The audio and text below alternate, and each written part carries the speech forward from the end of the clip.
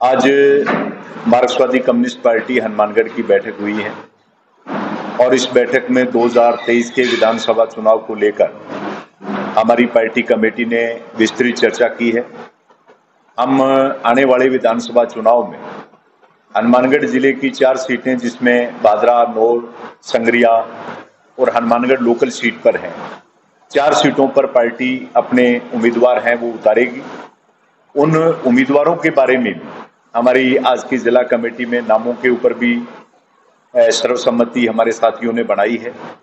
और इस चुनाव में जो मार्क्सवादी पार्टी जा रही है, हम पिछले विधानसभा चुनाव में 1 सीट बादरा पर हमारे साथी कॉमरेड बलवान पूनिया चुनाव जीते थे। इस विधानसभा चुनाव में 5 साल के अंदर जो हमारे विधायक ने मात्र बादरा के अंदर ही नहीं, पूरे हनुमानगढ़ और पूरे राजस्थान में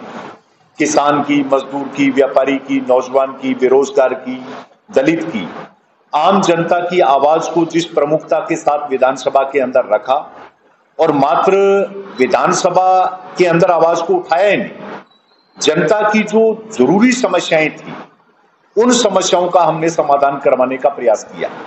इसीलिए राजस्थान के अंदर एक उदाहरण है कि जहां से हमारे विधायक हैं बादरा से, उस बादरा के अंदर बीमा क्लेम, जिसको लेकर हमारे विधायक के नेतृत्व में जनता पहले जो लगातार 60 दिन तक बैंकों के आगे, एसडीएम दफ्तरों के आगे संघर्ष करती थी, आज हमारी पूरी पार्टी ने, हमारे एमएलए ने उसकी जो मॉनिटरिंग की थी, उसी का नतीजा है कि पूरे राजस्थान में सबसे ज्यादा बीमा क्लेम है वो हमारे बादरा के अंदर मिला। और हनुमानगढ़ जिले के अंदर भी, जहां नहर के अंदर बाकड़ा का या सिद्धमुख का पानी का सवाल हो, हमारी पार्टी प्रमुखता से अगली कतार के अंदर रही। चाहे जनता के ऊपर और किसी प्रकार की सरकारों का संकट आया है, हमने प्रमुखता से संघर्ष लड़े। उन्हीं संघर्षों की बदौलत और बादरा के अंदर जो एक हमने विकास का मॉडल पेश किया कि चाहे वो शिक्षा के स्तर पर कॉलेज खुलवाने का सवाल हो, चाहे सड़कें बनवाने का सवाल हो, चाहे जर्जर खाड़ों की या नए खाड़ों को बनाने का सवाल हो, इस मामले के अंदर जनता का मार्क्सवादी पार्टी की तरफ ध्यान तेजी से आकर्षित हुआ है कि एक कम्युनिस्ट अगर प्रतिनिधि जीत के जाता है तो वो अपनी विधानसभा नहीं, पूरी जनता के सामने एक नजीर पेश करता है कि एमएलए के पास क्या ताकत होती है और एमएलए किस प्रकार जनता के समस्याओं का समाधान करवा सकता है। इसी मुद्दे को लेकर हम 4 सीटों के ऊपर जाएंगे और जनता से अपील करेंगे कि जनता एक ऐसी ताकत हमें बनाकर भेजे जिससे हम पूरे देश में आज जो संकट सांप्रदायिकता का है, आज इस देश के अंदर जो मुख्य चुनौती देश के संविधान को, लोकतंत्र को बचाने की है, उसके खिलाफ हम हमारी लड़ाई को तेज कर सके। और दूसरा अहम सवाल हमने रखा है कि आज देश के अंदर जो महंगाई है, वो चाहे गैस सिलेंडर के नाम पर है, चाहे वो पेट्रोल पदार्थों के नाम पर है, चाहे वो खाने पीने की चीजों के अंदर दामों के अंदर भी टमाटर नसीब नहीं हो रहा है लोगों को, उसके खिलाफ हमने अभियान पूरे देश भर में बनाया है कि 1 से 7 सितंबर तक हमारी पार्टी का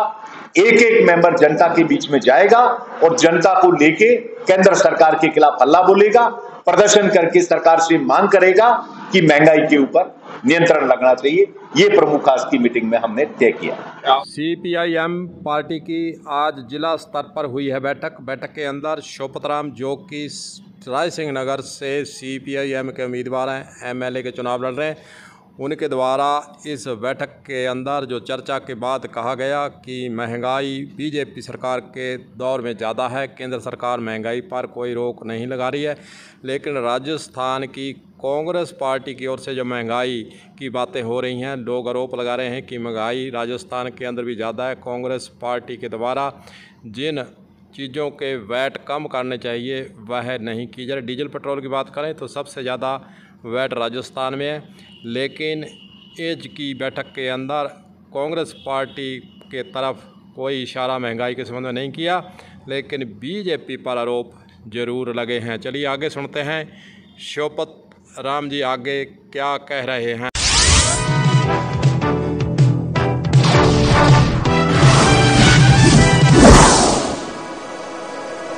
आप मानते हैं कि बीजेपी पार्टी जब केंद्र सरकार में उतने महंगाई बढ़ाई, कांग्रेस ने नहीं बढ़ाई? नहीं, अभी जो अहम सवाल हमारा है कि केंद्र सरकार जिस प्रकार बेरहमी से अंतर्राष्ट्रीय मार्केट में क्रूड ऑयल के पिछले सालों के अंदर बीच में क्या हालात रहे कि पानी के मोल अंतर्राष्ट्रीय मार्केट में क्रूड ऑयल था, लेकिन केंद्र सरकार ने